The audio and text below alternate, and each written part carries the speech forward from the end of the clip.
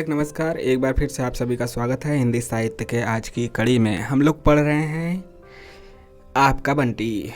उपन्यास net JRF के syllabus में लगा हुआ है। आपको एक क्रम से यहाँ पे हम लोग वाचन कर रहे हैं। लेखिका मनु भंडारी। 5 भाग इससे पहले हो चुके हैं, उसको आपको देखना चाहिए, सुनना चाहिए। आइए आज देखते हैं 6वां भाग। चैनल को सब्सक्राइब ज़रूर कीजिए और प्लेलिस्ट में जाके देखिए।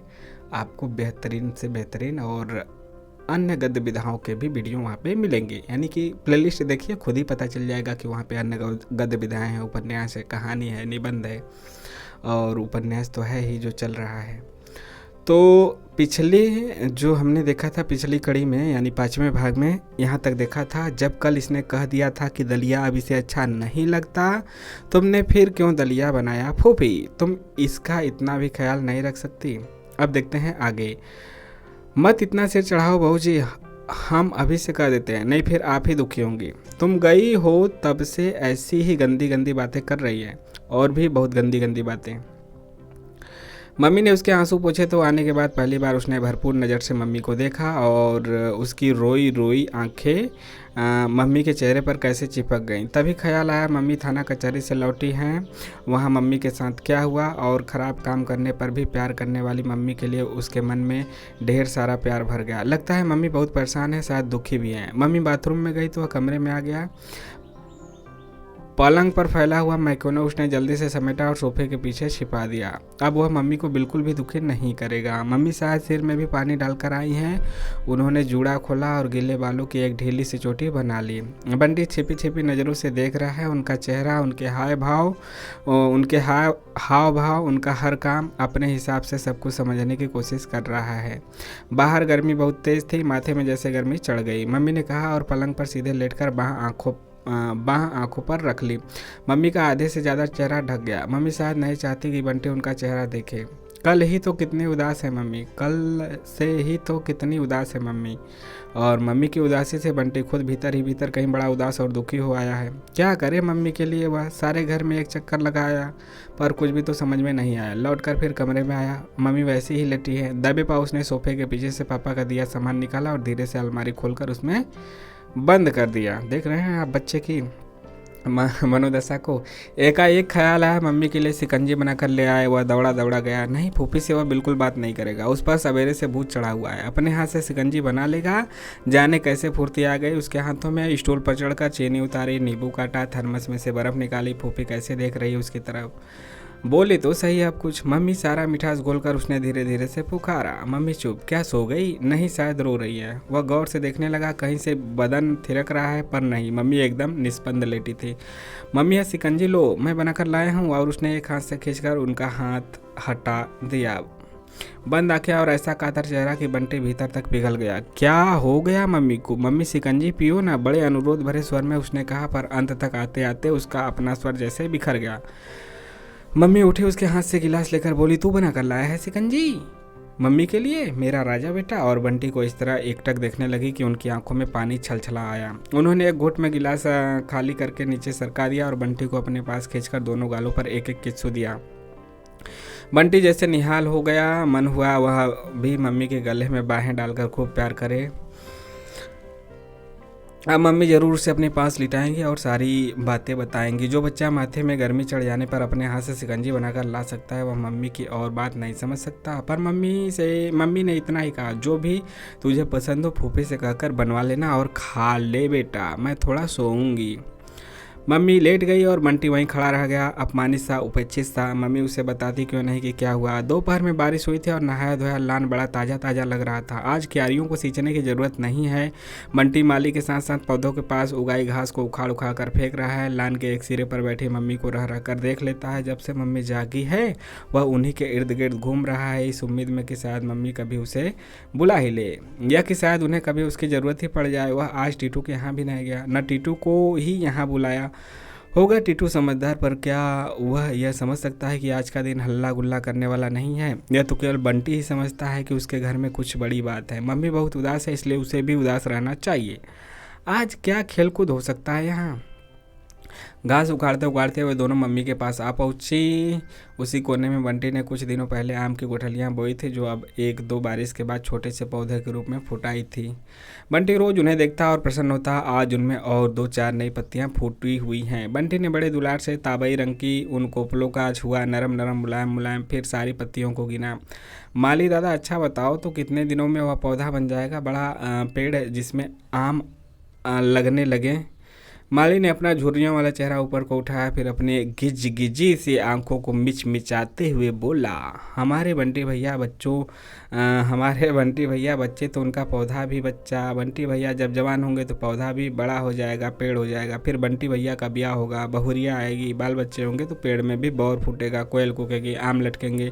बंटी भैया के ब्याह में इसी आम की बंधनवार बांधूंगा, समझे। फिर मम्मी की ओर देखकर बोला, सुन रही हो बहू जी, बहुत बड़ी बख्शिश लूँगा।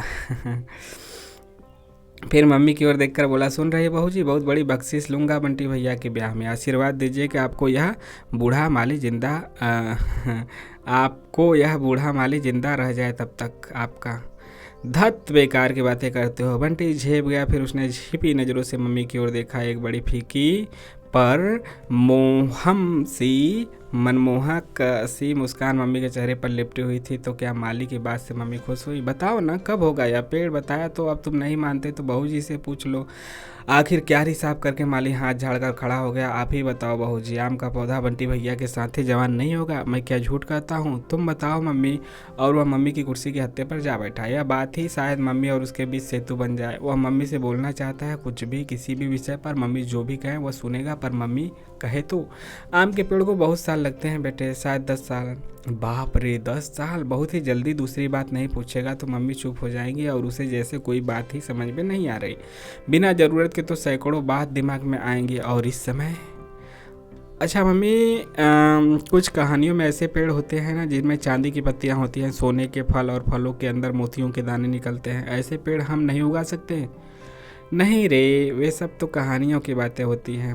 पर अगर ऐसा होता नहीं तो कहानी में कैसे आ जाता है? कहानी तो आदमी ही बनाता है। जिस चीज़ को आदमी ने कभी देखा ही नहीं, वह बात उसके दिमाग में आती ही कैसे फिर? ज़रूर कभी ऐसा रहा होगा। कितना बेहतरीन क्वेश्चन पूछा है बंटी ने। पता नहीं बंटी ने ऐसा क्या कह दिया कि मम्मी एकटक उसका चेहरा देखने लगी, और छलछलाई आंखों ने उनके चेहरे की उदासी को और गहरा दिया। ऐसा नहीं होता, मैंने गलत कहा है मम्मी। बंटी ने इस तरह कहा जैसे कोई अपराध हो गया उससे। होता होगा, मुझे नहीं मालूम। और बात का सूत्र फिर टूट गया। बात को जोड़ने के प्रयत्न में बंटी का अपना मन जैसे कहीं से बिखरता जा रहा है।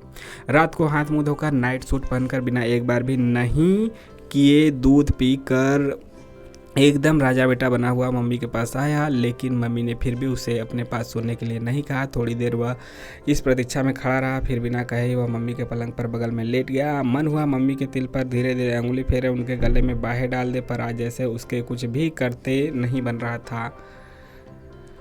बस सवेरे से वह टुकुर टुकुर मम्मी को देखता रहा और प्रतीक्षा करता रहा कि अब कुछ हो। होना क्या था वह यह शायद उसे भी नहीं मालूम था, पर फिर भी जैसे कुछ होने की उसने हर क्षण प्रतीक्षा जरूर की है। बंटी एकाएक मम्मी ने उसकी ओर करवट करके बहुत धीमी आवाज़ में कहा, और अनायास ही उनकी उंगलियां उसके बालों को सहलाने लगी। हाँ माँ। बहुत लाड़ में आकर वह मम्मी को माँ ही कहता है। एक बार मम्मी ने कहा भी था, तेरा माँ कहना मुझे बहुत प्यारा लगता है। कल पापा के साथ साथ क्या किया बेटा? एक क्षण को बंटी समझ नहीं पाया कि कल की बात में से कौन सी बात बतानी चाहिए और कौन सी नहीं। कुछ नहीं, पहले पापा बातें करते रहे, फिर घुमाने लगे, खिलाए पिलाए, चीज़ें दिलवाई, और बस बात से भी ज़्यादा स्वर और लहजे को सहज बनाकर बंटी मम्मी को यह विश्वास दिला देना चाहता है कि कल कुछ ऐसा नहीं हुआ जिससे मम्मी नाराज़ हो या दुखी हों।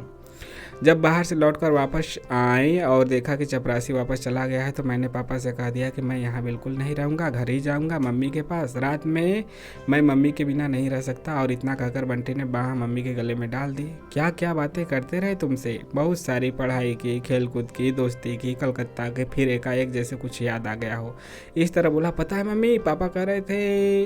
और वह एकदम कोहनियों के बल उठ गया। क्या कह रहे थे? तुम इस बार छुट्टियों में कलकत्ता आना, खूब घुमाएंगे फिराएंगे, छुट्टियां खत्म होने पर फिर वापस छोड़ जाएंगे। सॉरी। इस वाक्य से ही मम्मी की जड़ता एकाएक जैसे टूट गई। अपने चेहरे पर गड़ी हुई नज़रों के तीखेपन को बंटी ने भीतर तक महसूस किया। अब इस बात से वह सचमुच मम्मी को जीत लेगा, उनकी सारी नाराज़गी दूर कर देगा। मम्मी पहले ही पूछती तो वह सब बता देता, बिना कुछ जाने पूछे बेकार ही सवेरे से नाराज नाराज घूम रही हैं। अब जाने सारी बात और देखे उसकी समझदारी। फिर तूने क्या कहा? मैं क्या कहता, मना कर दिया। कह दिया मैं तो मम्मी के बिना कहीं जाता ही नहीं। बंटी एकाएक उत्साह में आ गया। अब तो मम्मी जान ले कि पापा के बुलाने से उनके पास आया तो क्या, वह बेटा तो मम्मी का ही है। अच्छा किया। मम्मी का स्वर भीगा हुआ और आवाज़ रूधी हुई सी थी। मैं क्यों जाऊंगा अकेला, मैं तो कभी जा ही नहीं सकता। बंटी बेटा तू मेरे पास ही रहना। और उसके बाल सहलाती हुई मम्मी फिर जैसे अपने में खो गई। तो मम्मी को यह डर है कि पापा उसे अपने साथ ले जाएंगे, इसलिए शायद सवेरे से ही नाराज़ थी। पर पापा उसे क्यों ले जाएंगे भला? वह तो शुरू से ही मम्मी के पास रहा है। कैसी लड़ाई है यह मम्मी पापा की? तभी मन में एक बार टकराई। याद आया कि एक बार उसकी और टीटू की लड़ाई हो गई थी। धुआंधार, गुस्सा, मुक्का, मारपीट सब कुछ हुआ था। फूफी ने बीच बचाव करके टीटू को उसके घर भेज दिया था। वह रोता हुआ चला गया था और थोड़ी देर बाद ही सन्नो आई थी। बंटी टीटू की सारी चीज़ें दे दो, अब वह तुमसे कभी नहीं बोलेगा। पक्की कुट्टी कर ली है उसने। कर ली है तो कर ले, हमारी भी पक्की कुट्टी है। उससे कहा पहले हमारी चीज़ें दे जाएगा फिर अपनी ले जाएगा। हमें नहीं चाहिए सड़ी सड़ी चीज़ें। हूँ घमंडी कटखना कहीं का। और फिर दोनों ने अपनी अपनी चीज़ें वापस ले ली। मतलब कि जो टीटू है उसका जो बंटी के पास था बंटी ने दे दिया, और बंटी का सामान जो टीटू के पास था वो बंटी को दे दिया। दोनों अपना सामान ले लिए। फिर इसके बाद क्या हुआ कि दूसरे की लौटा दी एक दूसरे को। घंटे भर के भीतर सारे हिसाब किताब साफ कर लिए। लड़ाई में शायद ऐसा ही होता है। पर वह भी किसी की चीज़ है क्या? है तो किसकी? मम्मी की या फिर पापा की? बंटी सोच रहा है कि हम मम्मी की चीज़ है कि पापा की। नहीं, वह मम्मी का है। मम्मी के ही तो पास रहता है। पापा उसे प्यार करते हैं, वह भी पापा को प्यार करता है। पापा उसे अच्छे भी लगते हैं, पर पापा उसे लेना क्यों चाहते हैं? लेकिन पापा लड़े तो नहीं। उसने मना किया कि मैं वहाँ नहीं रहूँगा, घर जाऊँगा, तो चुपचाप यहाँ छोड़ गए। यहाँ तो दोनों बिल्कुल नहीं लड़े, और हम टिटू तो लड़ गए थे। यही सोच रहा है बंटी। मम्मी पापा की लड़ाई शायद ऐसी ही होती होगी, चुपचाप वाली। कहीं ऐसा तो नहीं कि सवेरे पापा ने मम्मी को बुलाकर कुछ कहा हो और इसलिए मम्मी इतनी उदास हो। उसने एक बार मम्मी को देखा, फिर हिम्मत करके पूछा, मम्मी आज सवेरे तुम पापा के पास गई थी, वहाँ क्या हुआ? वहाँ क्या हुआ? अब होने को बाकी क्या रह गया था? बस अब से तू मेरा बेटा है, केवल मेरा। भला जा, भूल जा कि तेरे पापा। और मम्मी का स्वर भींच गया। उसने फिर कुछ भी बोला नहीं गया। मम्मी के रुधे हुए स्वर और असियाई आंखों ने बंटी को भीतर तक दहला दिया। फिर मम्मी के प्रति सारे लाड़ प्यार और उनके दुख में दुखी होने के बावजूद एक क्षण को मन में यह बात जरूर आई, पापा को वह कैसे भूलेगा? पापा तो उसे बहुत अच्छे लगते हैं, सामान भी देते इतना। कि एकाएक मम्मी फूट फूट कर रो पड़ी। तकिए में मुंह गड़ा लिया। सवेरे से जिस आवेग को रोके बैठी थी, अचानक ही वह जैसे सारे बांध तोड़कर बाहर निकला। बंटी बुरी तरह सकपका गया। मम्मी को उसने रोते देखा है, पर उसके सामने कभी रोती नहीं। इस तरह तो कभी रोती ही नहीं। बंटी को कुछ भी समझ में नहीं आया कि वह क्या करे, कैसे मम्मी को चुप कराए। और जब कुछ भी समझ में नहीं आया तो मम्मी के गले से लिपट कर खुद भी फकफक फकफक कर रो पड़ा और मत रो मम्मी, मत रो मम्मी बोलने लगा। मम्मी का रोना बंटी को एकाएक बड़ा बना गया, बड़ा और समझदार। मम्मी की पापा से लड़ाई हो गई, और पक्की वाली। दोस्ती तो अब हो नहीं सकती। मम्मी ने खुद उसे बताया, बिल्कुल ऐसे जैसे बड़ों को बताया जाता है। साथ ही यह भी कि अब मम्मी के लिए जो भी है बंटी ही है, और मम्मी के एकमात्र सहारे बंटी के ऊपर जैसे हजार हजार जिम्मेदारियां आ गई, और मम्मी को प्रसन्न रखने की, हर काम में मम्मी की मदद करने की, कोई भी ऐसा काम ना करने की जिससे मम्मी दुखी और परेशान हो। वह सब करेगा, करता भी है। पर बस न चाहते हुए भी पापा की याद उसे आ जाती है। लेकिन नहीं, अब वह उनके दिए हुए खिलौनों से नहीं खेलेगा, कभी उनकी बात भी नहीं करता। मम्मी को शायद अच्छा न लगे। रैक पर रखी हुई पापा की एकमात्र तस्वीर को भी उसने एक दिन चुपचाप उठाकर खिलौनों की अलमारियों में बंद कर दिया। मम्मी से लड़ाई कर ली तो अब बैठो यहाँ, और क्या। तस्वीर को मतलब छुपा दिया। सारे दिन मम्मी को उदास रखने वाले, रुलाने वाले पापा की यही सजा है बस। और उसे लगा जैसे मम्मी की ओर से उसने पापा के खिलाफ एक बहुत बड़ा कदम उठाया है। मम्मी ने खाली रैक देखा और बंटी को देखने लगी। एकटक वह नीचे नजरें झुकाए खड़ा रहा, पता नहीं कहीं नाराज ही ना हो जाए। पर मम्मी ने उसे पकड़कर अपने पास खींच लिया, फिर प्यार किया, बहुत हल्के मुस्कुराए भी, शायद उसकी समझदारी पर न जाने क्यों उनकी आंखें नहीं मुस्कुरा पाई, बल्कि उदास हो गई। बिना आंसू के भी जैसे रोई रोई हो जाया करती हैं वैसे ही। तब वह एक क्षण को समझ ही नहीं पाया कि उसने ठीक किया है फिर गलत। तस्वीर हटने से मम्मी खुश हैं या फिर उदास, क्योंकि मम्मी के होठ तो मुस्कुराए पर आंखें उदास हो गई। कोई बात नहीं, धीरे धीरे वह इन बातों को भी समझ लेगा। जितनी समझ आ गई है वहीं क्या कम है। बाहर निकलकर आम के पौधों को देखता, बस कुल 2 नई पत्तियां, कुल 4 पत्तियां, और लगता वह तो उसके मुकाबले में बहुत बड़ा हो गया है। माली दादा कहते थे तुम्हारे साथ साथ बड़ा होगा। कैसे होगा मेरे साथ साथ बड़ा? कोई आसान है इतनी जल्दी जल्दी बड़ा होना? कोई हो सकता है। पापा ने इस बार उसे चिट्ठी लिखने को कहा था, पर उसने नहीं लिखी। लिखना तो खूब अच्छी तरह जानता है, लिख भी सकता है। पापा से कहा भी था कि अब वह ज़रूर बराबर चिट्ठियाँ लिखा करेगा, पर तब वह सारी बात समझता कहाँ था। तब तो उसे यह भी नहीं मालूम था कि मम्मी पापा की पक्की वाली कुट्टी हो गई है। पर अब वह कैसे लिख सकता है भला? वह पूरी तरह मम्मी की तरफ है, और मम्मी उससे उनकी कुट्टी है तो फिर बंटी से भी है। ऐसा ही होता है। फिर भी जब मम्मी इधर उधर होती है तो चुपचाप अलमारी खोलकर उस किताब को निकाल कर देखता है जिसके पीछे के कवर पर पापा अपना पता लिख गए थे। अब तो उसे मुंह जबानी याद भी हो गया है। 8A Elgin road. पता पढ़ने के साथ ही उसके मन में पापा के घर के नक्शे उभरने लगते हैं। खूब खूब ऊंचा मकान, एल्गिन रोड के नक्शे उभरते हैं, कलकत्ते के नक्शे उभरते हैं, हावड़ा ब्रिज, जू, लेक्स, बोटेनिकल गार्डन, बिना तने का खूब बड़ा सा पेड़, बड़ का पेड़, बिना तने का खूब बड़ा सा बड़ का पेड़, पीसी सरकार का जादू, और फिर इन सबको दबोचती हुई कुचलती हुई समझदारी उभरती है कि नहीं, उसे इन सब के बारे में सोचना भी नहीं है। पर इन सबको कुचलने के साथ उसके भीतर जाने क्या क्या कुचलता रहता है। तब वह अपने आप से प्रॉमिस करता है कि कभी भी पापा की बात नहीं सोचेगा। मन ही मन किए हुए प्रॉमिस पर जब पूरी तरह भरोसा नहीं हो पाता तब जोर जोर से बोलकर प्रॉमिस करता है। अपनी ही आवाज़ सुनकर उसके भीतर एक नया आत्मविश्वास जागता है। मम्मी आजकल पहले की तरह सारे दिन उदास नहीं रहती। वह बहुत अच्छा बन गया है, शायद इसलिए। वह बड़ा होकर और भी अच्छा बन जाएगा तो फिर बहुत खुश रहने लगेंगी। आजकल शाम को कभी कभी बाहर भी जाती है। वह कभी मना नहीं करता, पूरी तरह आश्वस्त कर देता है, मम्मी जाओ मैं पीछे पढ़ूंगा, फूफी से खाना लेकर खा लूँगा, बिल्कुल भी तंग नहीं करूँगा। फिर मम्मी उससे पूछती है, अच्छा बता तो बंटी कौन सी साड़ी पहनूँ? तब बिल्कुल बड़ों की तरह वह सलाह देता है, बिना सोचे समझे नहीं, सारी साड़ियाँ देख कर, खूब सोच समझ कर। और मम्मी जब वह साड़ी पहन लेती है तो फिर अपनी ही नज़रों में वह बहुत महत्वपूर्ण हो उठता है। मन में कहीं मम्मी की मदद करने का संतोष भर जाता है। फिर जब मम्मी उसकी ओर देखते हैं तो उनकी आंखों से कैसा प्यार झरता रहता है। वह मम्मी को जाने के लिए कह तो देता है, पर मम्मी जब चली जाती हैं तो घर जैसे और भी ज़्यादा खाली खाली हो जाता है। सारे दिन बोर होते बंटी की बोरियत और ज़्यादा बढ़ जाती है। स्कूल खुला होता तो समझदार बनकर रहना कितना सरल हो जाता। आधा दिन स्कूल में कट जाता, आधा दिन समझदार होकर रह लिए घर पे। अब छुट्टियों में सारे दिन क्या करे वह? आखिर पढ़े भी कब तक? कभी फूफी से बतियाता रहा, कभी टीटू के घर चला जाता, या फिर घर के लोहे के फाटक पर झूलता, या खड़ा खड़ा सड़क ही देखता रहता। पर सड़क भी तो ऐसी है कि बहुत कम लोग इधर आते जाते हैं। शहर से कटी छटी बिल्कुल एक तरफ को है वह जगह, थोड़ी दूर और आगे तो बस्ती बिल्कुल ही ख़त्म हो जाती है। बस सड़क बनी हुई है और दोनों ओर के दूर दूर तक फैले उबड़ खाबड़ मैदान है। और फिर उन मैदानों की सरहदें बनाती हुई पहाड़ियाँ हैं। खड़ा है वह फाटक पर रहता है, पर मन उसका दूर दूर दौड़ता रहता है। इन पहाड़ियों के पार क्या होगा, फिर उसके आगे क्या होगा, फिर उसके भी आगे क्या होगा। मन में तरह तरह के चित्र उभरते हैं, डरावने भी और रंगीन भी। राक्षसों की डरावनी गुफाएं और परियों के सोने चांदी के महल भी। और फिर इन सबके बीच में से उभर आता है कलकत्ता किस तरफ होगा, कितनी दूर होगा यहाँ से। तब खट से अंगुलियों का क्रॉस बन जाता है, प्रॉमिस टूटने का पाप न लगे। प्रॉमिस मतलब कि पापा की बात नहीं सोचेगा, कलकत्ते की बात नहीं सोचेगा। प्रॉमिस किया था ना बंटी। मम्मी के बगल में लेटा बंटी आसमान देख रहा है। झिलमिल करते तारे छिटके हैं आसमान में। सप्तर्षि मंडल है, वह आकाश गंगा है, वह तेज चमकने वाला ध्रुव तारा है। इस तारे को दिखा कर ही तो मम्मी ने उसे बालक ध्रुव की कहानी सुनाई थी। 5 साल के बच्चे ने तपस्या की थी, इतनी सारी तपस्या की भगवान भी खुश हो गए थे। कैसे करते होंगे तपस्या? उसने मम्मी के पास रखकर पूछा, मम्मी तपस्या कैसे करते हैं? तपस्या क्यों? बताओ ना मम्मी, मैं जो पूछ रहा हूँ। अपने मन को मार लो, बस यही सबसे बड़ी तपस्या है।